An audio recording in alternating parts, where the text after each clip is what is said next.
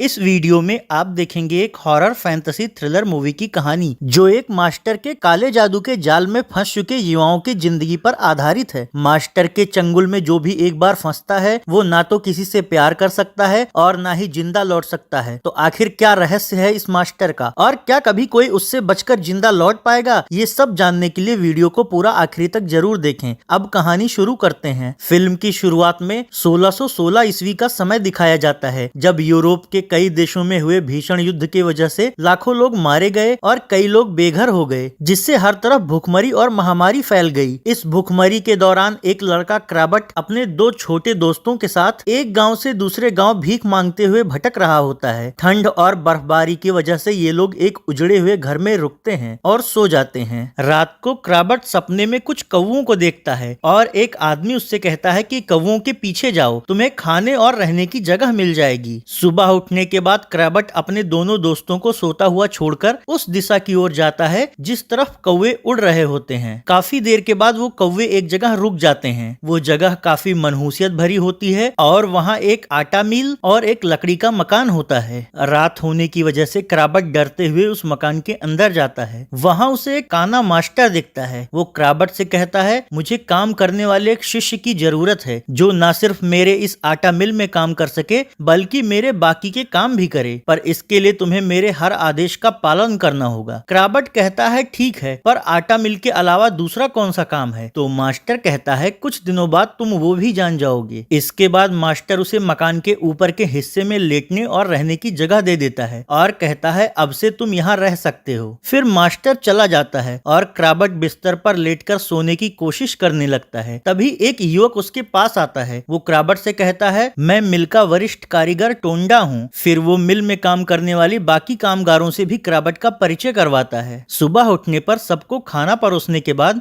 जब क्राबट खुद खाने के लिए बैठने लगता है तो मिल में काम करने वाला लड़का सैंटी उसको धक्का देकर नीचे गिरा देता है और कहता है, साले कहीं और बैठ। ये देखकर ज्यादातर लड़के हंसने लगते हैं, पर टोंडा और कुछ लड़कों को सैंटी की ये हरकत अच्छी नहीं लगती। दरअसल सैंटी और उसके कुछ साथी बहुत दुष्ट स्वभाव के थे। सर्दी के मौसम की वजह से वहाँ भारी बर्फबारी हुई होती है, तो टोंडा आटा मिल के बाकी लड़कों के साथ मशीन घुमाने वाले पहिए और अन्य जगहों से बर्फ साफ करने लगता है। इस दौरान जब मिल के अंदर बोरियां ले जा रहे लड़कों के पीछे क्राबट अंदर जाने लगता है तो सैंटी और उसके साथी उसे अंदर जाने से रोकते हुए कहते हैं कि अभी तुम्हें अंदर जाने की इजाजत नहीं है, वैसे भी तुम अभी हम लोगों की तुलना में काफी कमजोर हो। तो क्राबट उन लड़कों को अपनी ताकत दिखाने के लिए अनाज लदी गाड़ी खींचने की कोशिश करता है, पर उससे गाड़ी नहीं हिलती। अब वो लड़के उसके मजे लेते हुए कहते हैं, तुमसे ये तो बिल्कुल नहीं हो पाएगा, तो तुम गाड़ी से बोरियां ही उतार कर दिखा दो। तो क्राबट गाड़ी से बोरी उतारने की कोशिश करता है, पर कमजोर होने की वजह से वो बोरी संभाल नहीं पाता और गिर जाता है। ये देखकर वो लड़के हंसने लगते हैं। फिर खाना खाते वक्त टोंडा और जूरो क्राबट से कहते हैं, तुम्हें मजबूत बनने की जरूरत है। तभी वहाँ मास्टर आता है। वो बाकी लड़कों से कहता है, आज अमावस्या है, आज रात के काम के लिए तैयार रहो। रात में क्राबट अपने कमरे की खिड़की से देखता है कि बाहर मिल में काम करने वाले लड़के मशाल लेकर खड़े हैं और मास्टर उनसे कहता है, पीछे घूमकर बग्घी से बोरियां उतारना, कोई भी बग्घी चलाने वाले की तरफ नहीं देखेगा। तभी वहाँ एक बग्घी आती है जिसे चेहरा छिपाया हुआ कोई व्यक्ति हाँक रहा होता है। बग्घी के अंदर बोरियों में कुछ भरा होता है। मास्टर के आदेश पर वो लड़के बोरियों को बग्घी से उतारते हैं और मिल के अंदर ले जाने लगते हैं। इतनी रात को इन बोरियों में क्या लाया गया है ये जानने के लिए क्राबट चुपके से मिल के अंदर घुस जाता है। मिल के लड़के बग्घी से बोरियां लेकर उसे मशीन में डालकर उसकी पिसाई करने लगते हैं, पर आश्चर्य की बात यह होती है कि उन बोरियों में हड्डी और कंकाल होता है और पिसाई से उसका पाउडर निकल रहा होता है। ये देखकर क्राबट बहुत डर जाता है, पर इससे पहले कि उसके मुंह से आवाज निकलती, टोंडा उसके मुंह पर हाथ रखकर उसे चुप करा देता है और उससे कहता है कि आखिर तुम यहाँ क्या कर रहे हो? अगर मास्टर को ये बात पता चली तो बहुत बुरा होगा, इसलिए जल्दी से अपने कमरे में जाओ। फिर क्राबट जाकर लेट जाता है। धीरे धीरे दिन बीतने लगते हैं और क्राबट पहले से मजबूत होता जाता है। वो वहाँ के कई काम भी सीख जाता है। अब तक मिलके कुछ लड़के उसके दोस्त भी बन जाते हैं, जिसमें टोंडा सबसे खास होता है। एक दिन मिलके सभी लड़के और मास्टर बाहर गए होते हैं तो क्राबट को मास्टर के कमरे के पास एक रहस्यमय गुप्त कमरा दिखता है। फिर जब सब लोग वापस आते हैं तो वो मिलके एक लड़के से उस कमरे के बारे में पूछता है। वो लड़का क्राबट को बताता है कि उस कमरे में मास्टर उन लड़कों को काला जादू सिखाते हैं जो पूर्ण रूप से उसके शिष्य बन जाते हैं। जब तुम उनके टेस्ट में पास हो जाओगे तो वो तुम्हें भी अपना शिष्य बनाकर काला जादू सिखाएंगे। अगले दिन टोंडा क्राबट को उस रहस्यमयी कमरे में ले जाता है जहां मास्टर उसका शिष्य बन चुके लड़कों को काला जादू सिखा रहा होता है। वहां मास्टर सभी से कहता है कि आज ईस्टर है, हमारी प्रथा के अनुसार तुम लोग दो के जोड़े में अलग अलग गांव के पास जाओगे और वहां रात बिताओगे, फिर सुबह होने से पहले तुम लोग को वापस लौटना है। टोंडा और क्राबट में गहरी दोस्ती होती है तो वो दोनों मास्टर के आदेश पर श्वार्ट्ज गांव के पास जाते हैं और वहां एक पुराने पेड़ के नीचे बैठते हैं। गांव वाले मोमबत्तियां जलाकर धार्मिक अनुष्ठान कर रहे होते हैं। इस दौरान वहां से थोड़ी दूरी पर बैठे क्राबट के मत्थे पर टोंडा एक चिन्ह बनाता है और फिर उससे आंखें बंद करने को कहता है। जैसे ही क्राबट अपनी आंखें बंद करता है, दोनों की आत्मा उनके शरीर के बाहर आ जाती है। अब दोनों की आत्मा गांव के अंदर जाती है। टोंडा कहता है हमें कोई देख नहीं पाएगा पर वो हमारी आवाज सुन सकते हैं और अगर तुमने किसी को भी छुआ तो वो तुम्हें देख लेगा। गांव के अंदर मोमबत्तियां जला रही एक लड़की मिली क्राबट को बहुत पसंद आ जाती है। तभी मिली का पैर फिसल जाता है तो उसे बचाने के लिए क्राबट उसे पकड़ लेता है, पर क्राबट के छूने की वजह से वो उसे देख लेती है। मिली को भी क्राबट पसंद आ जाता है। उसी गांव की एक लड़की सेलिना और टोंडा भी एक दूसरे को प्यार करते थे। टोंडा की आवाज सुनकर सेलिना उससे कहती है कि कब तक हम ऐसे छिपकर प्यार करेंगे, तो टोंडा कहता है कि पता नहीं। फिर टोंडा की आत्मा क्राबट की आत्मा का हाथ पकड़ती है जिससे वो दोनों फिर से अपने शरीर में आ जाते हैं। टोंडा क्राबट से कहता है इस बारे में किसी को मत बताना, नहीं तो मास्टर जान ले लेगा। तो क्राबट कहता है आखिर उस मिल में होता क्या है और मास्टर का क्या राज है, क्या तुम्हारा मन नहीं करता सेलिना के साथ जिंदगी बिताने का? तो टोंडा कहता है मैं मजबूर हूँ, मैं भी मिल से निकलना चाहता हूँ पर मास्टर के चंगुल से निकलकर कोई भी जिंदा नहीं जा पाता, इसलिए तुम कोई भी गलती मत करना, मास्टर सब पर नजर रखता है। इसके बाद ये दोनों वापस मिल लौट जाते हैं। उस प्रथा वाली रात के बाद क्राबट को पहली बार मिल के मशीन वाले हिस्से में जाने की इजाजत मिलती है जहां वो बाकी लड़कों के साथ गेहूं की बोरियां उठाकर उसे मशीन में डालने लगता है। ये काम बहुत मेहनत का होता है, इस वजह से क्राबट थक जाता है और घायल भी हो जाता है, पर फिर भी वो सुबह तक काम करना बंद नहीं करता। तभी मास्टर वहां आता है। वो क्राबट से कहता है अनाज लदी गाड़ियां खींच कर दिखाओ। क्राबट वो गाड़ी खींचने लगता है। ये देखकर सभी हैरान रह जाते हैं क्योंकि जो क्राबट एक भरी हुई बोरी नहीं उठा पाता था वो आज कई बोरियों से लदी गाड़ी खींच रहा होता है। अब मास्टर उससे कहता है कि तुमने टेस्ट पास कर लिया है, इसलिए आज से मैं तुम्हें अपने शिष्य मंडली में शामिल करता हूँ। इसके बाद क्राबट बाकी शिष्यों के साथ मास्टर के रहस्यमयी कमरे में जाता है जहाँ मास्टर बाकी शिष्यों के साथ उसे भी काला जादू सिखाते हैं और सभी लड़कों को एक एक छड़ी देकर बिना हाथ लगाए छड़ी को कंट्रोल करना सिखाते हैं। अब क्राबट रोज उस छड़ी से अभ्यास करना शुरू कर देता है। फिर एक दिन मास्टर उसे पहाड़ी पर ले जाता है और पहाड़ी से धक्का देकर उसे कौवा बनना सिखा देता है। कौवा बनकर उड़ते हुए क्राबट को कौवा बन चुके बाकी लड़के भी मिलते हैं। वो उन सबके साथ काफी दूर तक उड़ता है और फिर सबके साथ वापस मिल पर लौट आता है और इंसान बन जाता है। अगले दिन जंगल से लकड़ियां लाते वक्त क्राबट टोंडा से कहता है मैं मिली से फिर से मिलना चाहता हूँ। तो टोंडा कहता है मैं भी सेलिना से मिलना चाहता हूँ पर इसमें बहुत खतरा है, अगर मास्टर को पता लग गया तो कोई जिंदा नहीं बचेगा। इसके बाद वापस लौटकर जब सभी लोग खाना खा रहे होते हैं तो मास्टर कहता है कि सुना है डाकुओं की टोली पहाड़ी के गांव तक पहुंच गई है, कल वो लोग श्वार्ट्ज गांव पर हमला करेंगे और फिर वो लोग यहाँ भी आ सकते हैं, इसलिए तुम लोगों को यहाँ आने से पहले ही उन्हें रोकना होगा। श्वार्ट्ज गांव जाने की बात से टोंडा और क्राबट खुश हो जाते हैं। अगली सुबह मिलके कुछ लड़कों के साथ टोंडा और क्राबट श्वार्ट्ज गांव में जाते हैं। ये लोग गांव वालों से कहते हैं सभी लोग अपने अपने घरों में छिप जाओ क्योंकि यहाँ डाकुओं का हमला होने वाला है और हम लोग उन्हें भगाने आए हैं। मिली और सेलिना क्राबट और टोंडा के वहां आने से खुश हो जाती हैं। अब तक डाकुओं का समूह घोड़े पर सवार होकर गांव पर हमला कर देता है। गांव के ज्यादातर लोग घरों में छिप जाते हैं। अब मिलके लड़कों और डाकुओं में लड़ाई शुरू हो जाती है जिसमें डाकू लड़कों पर भारी पड़ रहे होते हैं। अपने लड़कों को हारता हुआ देखकर टोंडा, क्राबट और कुछ लड़के मास्टर की दी हुई छड़ी को जागृत कर लेते हैं और उससे डाकुओं पर हमला करने लगते हैं। फिर जादू के इस्तेमाल से छड़ी को सिर्फ हवा में घुमाकर ही टोंडा और क्राबट डाकुओं को मार गिराते हैं। तभी सेलिना दौड़ते हुए एक झोपड़ी के अंदर जाती हुई दिखती है। टोंडा उससे बात करने के लिए उसके पीछे जाता है और सेलिना का नाम लेकर उसे बुलाने लगता है, पर अंदर उसे सेलिना नहीं दिखती बल्कि वहाँ मास्टर खड़ा हुआ दिखता है। वो टोंडा से कहता है तो उस लड़की का नाम सेलिना है।